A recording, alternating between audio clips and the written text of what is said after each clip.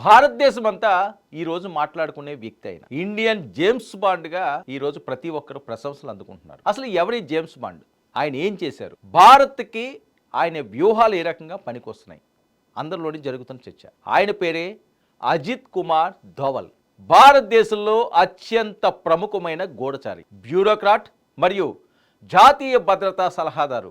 అంతేకాకుండా భారతదేశ జేమ్స్ బాండ్గా పిలువబడుతున్నాడు.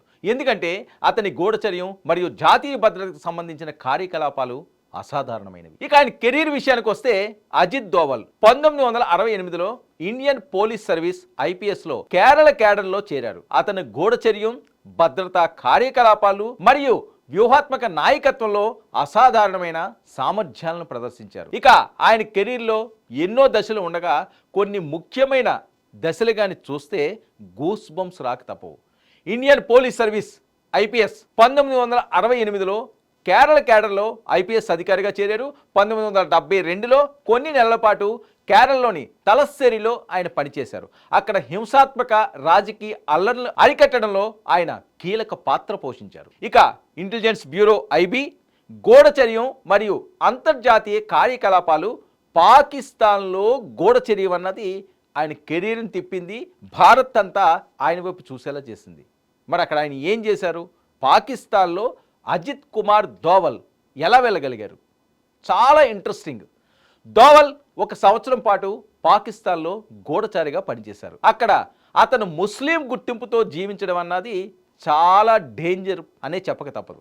ఇక ఆ సమయంలో ఒక స్థానికుడు అతను హిందువుగా గుర్తించినప్పటికీ అతను తన మిషన్ను విజయవంతంగా సక్సెస్ఫుల్గా కంప్లీట్ చేశారు.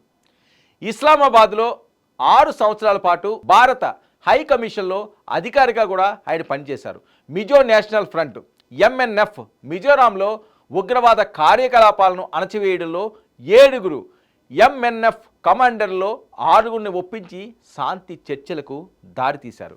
ఇక సిక్కిం విషయంలో చూస్తే 1975లో సిక్కిం భారతదేశంలో విలీనం కావడంలో గూఢచర్యం ద్వారా కీలక పాత్ర పోషించారు. ఇక ఆపరేషన్ బ్లాక్ థండర్ 1988 అమృత్సర్లోని స్వర్ణ దేవాలయంలో ఖలిస్తానీ ఉగ్రవాదులను ఎదుర్కోవడానికి జరిగిన ఆపరేషన్ బ్లాక్ థండర్లో ధోవల్ ఒక ఐఎస్ఐ ఏజెంట్గా రహస్యంగా లోపలికి ప్రవేశించారు. ఉగ్రవాదుల ఆయుధాలు వారి స్థానాల గురించి సమాచారం సేకరించి తప్పుడు సలహాలు ఇచ్చి వారి ప్రణాళికను భగ్నం చేశాడు. ఈ ఆపరేషన్లో అతని పాత్ర నేషనల్ సెక్యూరిటీ గార్డ్స్కు విజయాన్ని అందించింది.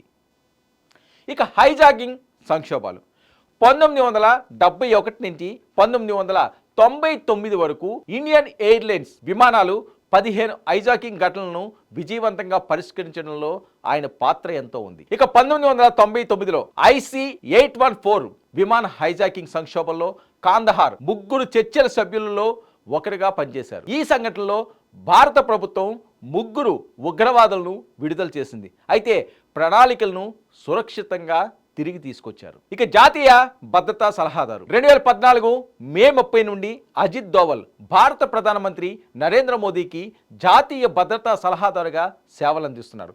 2019లో అతనికి కేబినెట్ మంత్రి హోదా ఇవ్వబడింది. ఇది ఎన్ఎస్ఏ చరిత్రలో మొదటిసారి. అతను మోదీ ప్రభుత్వంలో అత్యంత శక్తివంతమైన సలహాదారుగా ఒకరిగా పరిగణించబడతారు. జాతీయ భద్రత మరియు విదేశీ వ్యవహారాలపై ప్రధాన ప్రభావం చూపుతున్నారు. ముఖ్యమైన ఆపరేషన్ మరియు సహకారాలు 2014 ఇరాక్ ఆపరేషన్. ఇరాక్లోని తిక్రిత్ ఆసుపత్రిలో చిక్కున్న 46 మంది భారతీయ నర్సులను సురక్షితంగా తీసుకువచ్చేందుకు ధోవల్ రహస్య మిషన్ను నడిపించారు. 2015 ఆపరేషన్ హాట్ పర్స్యూట్. మయన్మార్లో నాగాలాండ్ ఉగ్రవాదులపై భారత సైన్యం కలిసి దాడులు నిర్వహించారు. ఈ ఆపరేషన్లో 20 నుంచి 38 మంది ఉగ్రవాదులు హతమైనట్లు భారత్ పేర్కొంది కూడా.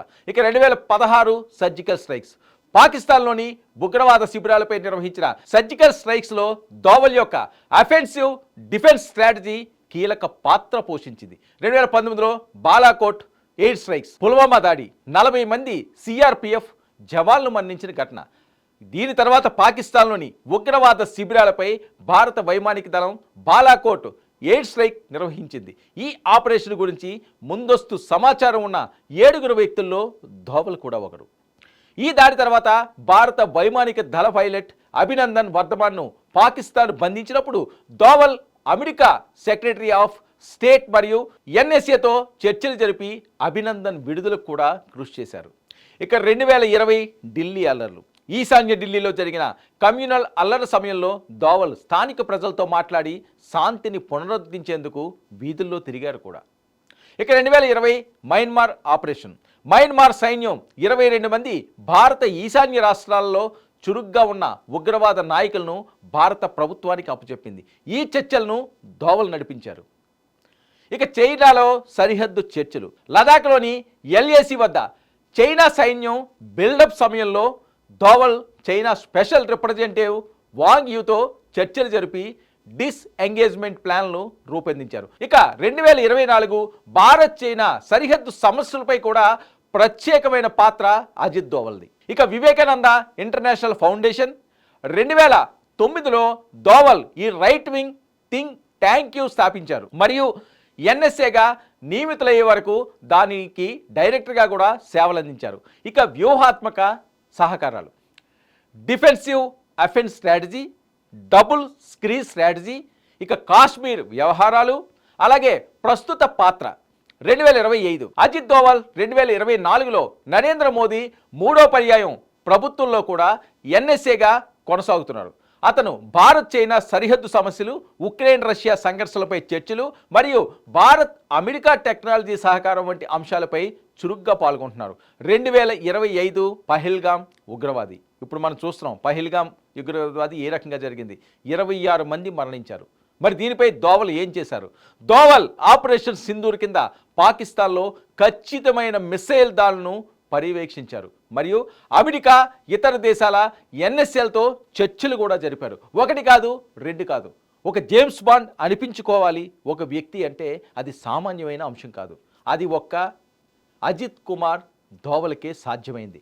అందుకే ఈరోజు ప్రపంచ దేశాలన్నీ కూడా అజిత్ ధోవల్ వైపు చూస్తున్నారు. భారత్ అజిత్ ధోవల్కు సెల్యూట్ కొడుతుంది.